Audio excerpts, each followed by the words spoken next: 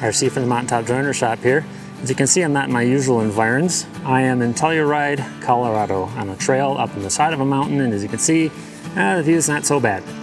And I've really been enjoying it here. I've been riding mountain bikes, chasing my kid around, going on hiking trails like this one, running around with my camera, trying to get some bird photos, hiking, that kind of stuff. And I don't know, but at the same time, my mind is still kind of on my work, as it always is. And it's because right before I left, I got pretty close to being done on the Bargueño desk I've been working on, which is like a year and a half running. It goes on forever. You know, I'm a part-time studio furniture maker, so I'm a stay-at-home dad. So I wear a lot of hats in a given day. So you know, there's been a lot of highs and lows. I've run the gamut of emotions with this project. It's a speculative piece, which means I'm making zero money on it. I'm losing money on it.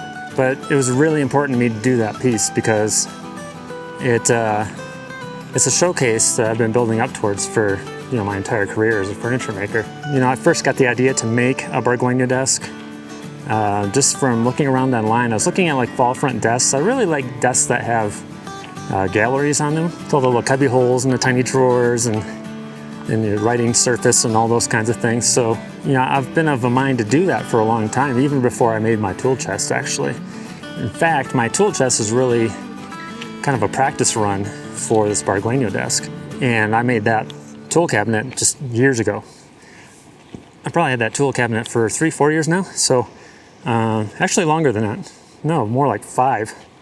So, this Bargueño desk has been a long time coming. In the meantime, I've done a lot of commission work and kind of studied up on that furniture form. It's a Renaissance Spanish furniture form predominantly, and I actually saw a version of that. Outside of just doing image searches on the internet, I saw in person at a museum in Malaga, Spain. A Bargueño desk, and I don't have a picture of it because it's behind like inch-thick plexiglass. It's all fingerprinted, so I couldn't really get a good picture of it. But seeing it in person, seeing how compacted it was, really made me realize that that's a furniture form that really is ripe for a reinterpretation, kind of a more contemporary take. That said, much of my inspiration actually comes from guys like Carlo Bugatti, who was alive around the turn of the 20th century. So as far as the cues I take for my kind of design sensibilities and the embellishment and how ornate it is and how flamboyant it is, has all come really from Carlo Bugatti. Yeah, so I started that project almost a year and a half ago. And in the meantime, my business coffers have run completely dry and then some. So it's kind of precipitated a bit of a midlife crisis, really, because I'm in my mid-40s now. I got into the craft pretty late, so I don't feel like I have a lot of productive years left in me, and who knows when the creativity will run out, right? But that's always kind of been the path I wanted to take in furniture making, is to come up with my own style that people can point to and say, hey, that's by Ryan Cheney. I recognize that. Because I think one of my best strengths as a furniture designer is my creativity, more so than my craftsmanship. There are plenty of people that are better craftsmen than me in the furniture world, but I like to feel that I'm compensating for that to some extent by the creativity with which I work and my ability to kind of design on the fly. So if I didn't have that creativity, I would have to hang my hat on some other style. And that's a great way to make a lot of success in the furniture making business, is to be really good at a particular existing style that, that's already kind of popular. Like Chris Bexford is the kind of the shaker guy, Brian Brace is getting to be pretty well known for his arts and crafts stuff. He's on Instagram if you want to check him out, which is named Daryl Pert, is known for his green and green stuff. So that's one tack you can take. You can be really good an existing style, and probably do pretty well for yourself if you get to be known for that, being able to make that style at a high level. But I've always been more on the creative side of things and wanting to kind of do my own thing. And I've definitely drawn inspiration from kind of the forefathers of the American studio craft movement. Guys like Wendell Castle, Sam Maloof, Wharton Esherick especially. I've actually visited his former home and studios in, I think it's in Pennsylvania. It was quite a few years ago now, but that was very inspiring to see in person. The guy just surrounded himself with his own unique creations, and I'd like to do that myself. So here I am. I'm hiking around in Colorado, thinking about my Bargueño desk. It gets frustrating how long it takes me to build a piece like that, because I'm mostly from a hand tool background, so I know things are going to take time, and I think I've developed a pretty high level of patience. That said, you know, there's so much work, so many ideas that I want to get out into the world that aren't really happening just because it takes so long to build a piece. So I might start dipping my fingers more and more into working with machines to try to speed the process along, and have what I do be more about creativity, more so than the way I bring those creative ideas about, i.e. hand tools. Does that mean I'm going to buy a CNC machine anytime soon? No, it does not.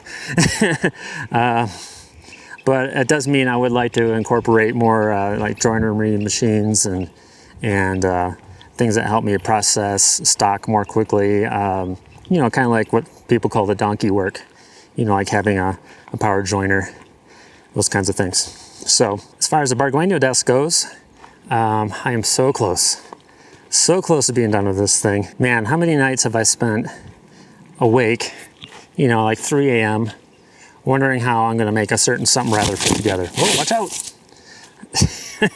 I mean, that's the life of a studio furniture maker, I guess, when you're trying to design stuff in your head.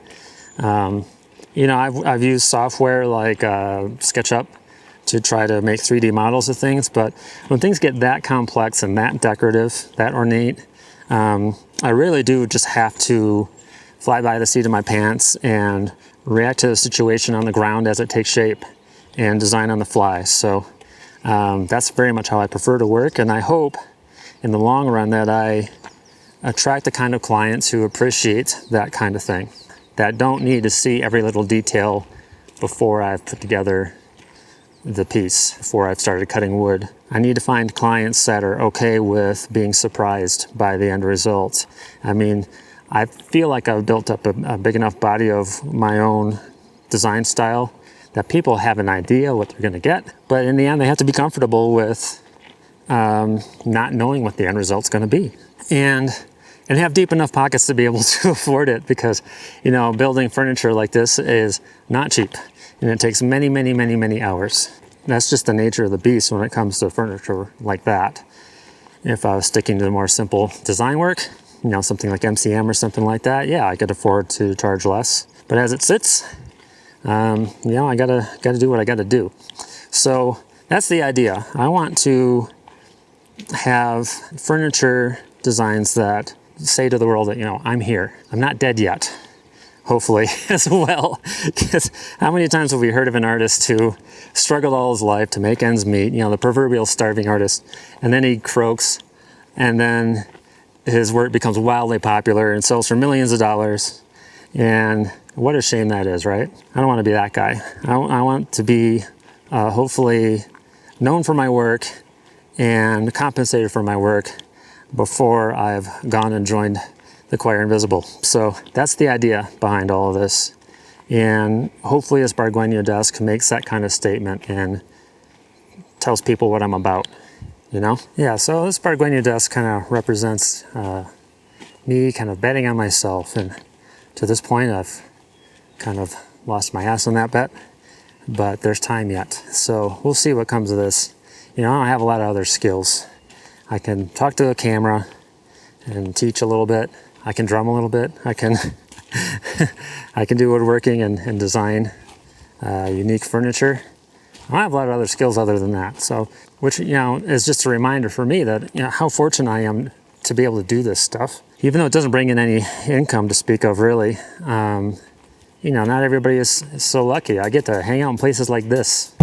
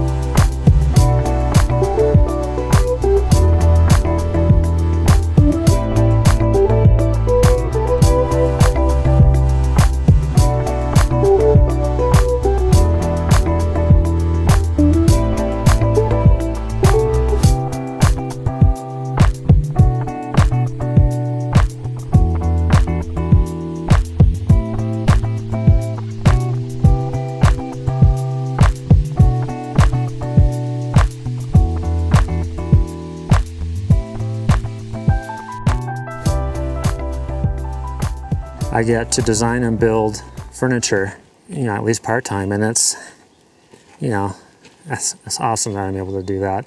And a lot of that credit goes to my wife, really. I mean, behind every successful studio furniture maker is a very patient spouse with a good job. So I'm very grateful to her especially, but to my family in general, all of whom have been very supportive of my work. And I also appreciate all of the kind words that have been sent my way via YouTube in the comments section, which, let's face it, can often be a cesspool of incivility. So the feedback I've gotten on my YouTube videos has been really good and really supportive, as much as filming demonstrations and things like that is extra work and doesn't really pay out. In the long run, I hope that it may. And, you know, even if it doesn't, it's really cool to me that there are people that are getting something out of it, you know, that I can pass something on that I've learned through the course of my career. So, so thank you to all of you who are watching this. And yeah, so I don't know if I'm going to lump this in with a viewing of my Bargueño desk when it's finished, or leave this as a separate video where I just kind of ramble while rambling. But that's kind of the situation as it stands with my furniture making career. Is it gonna go plop, or is it gonna soar? Or something in between, which is probably the most likely scenario. But yeah, thank you all for watching, and we'll see you in the next video. Take care.